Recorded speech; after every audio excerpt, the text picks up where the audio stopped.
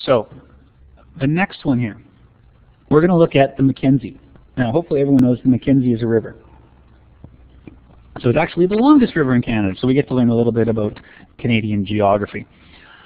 And it's 1056 kilometers longer than the Yukon, the second longest river. The total length of the two rivers is 7426. Find the length of each river. Now, hopefully by this point, since we've already done 3 examples, everyone knows that the first step is define our unknowns. Now, what I'm going to do in this case is I'm going to show you that I don't have to use x and y. You can, but I'm just going to say, let's let m, and I'm going to get real creative here, equal the length of, you guessed it, the Mackenzie.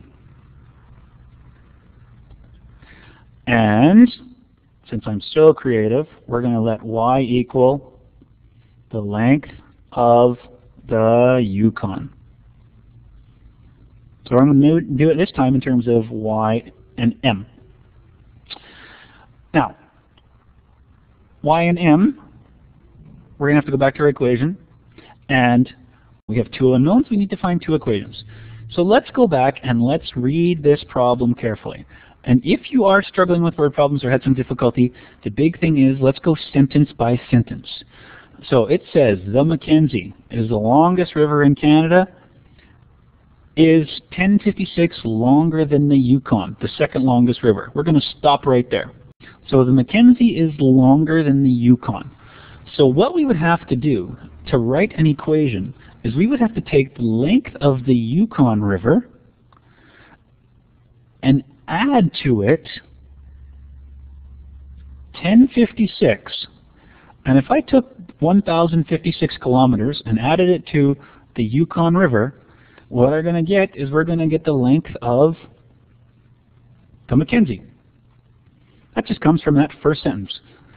1056 longer, so here's our first equation. Now let's look at the second equation. Well, the second equation, let's look at the second sentence. The total length of the rivers is 7426. Well, hopefully by now everyone knows that we can just make that. Add those 2 lengths up. M plus y has to equal 7426.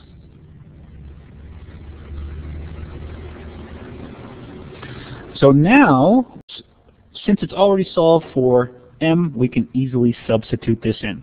So it's already solved for m here. So let's just substitute it in. So we're going to have y plus 1056 plus y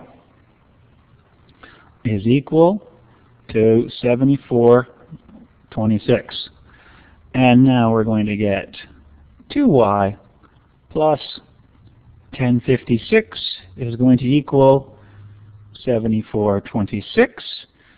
So 2y is going to equal 6370. And when we divide that by 2, we're going to get a y value equal to 3185. So what does this y value represent? Well, because we have our variables defined, that's the length of the Yukon. Now we already know if that's the length of the Yukon, the Mackenzie, if it's the longest river, it's got to be bigger than that. So we can take this and we can substitute it into either one of these equations. And let's use this one because it's already solved for m. We're going to get m is equal to 3185 plus 1056, and when that's all calculated, we get a value of 4241. We can say the MAC is 4,241 kilometers, and the Yukon is 3185 kilometers.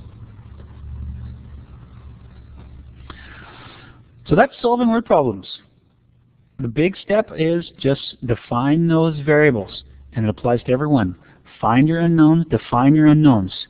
Find your system of equations. Then it just becomes mathematics. These are all the types of questions you've been doing, and answer in a sentence.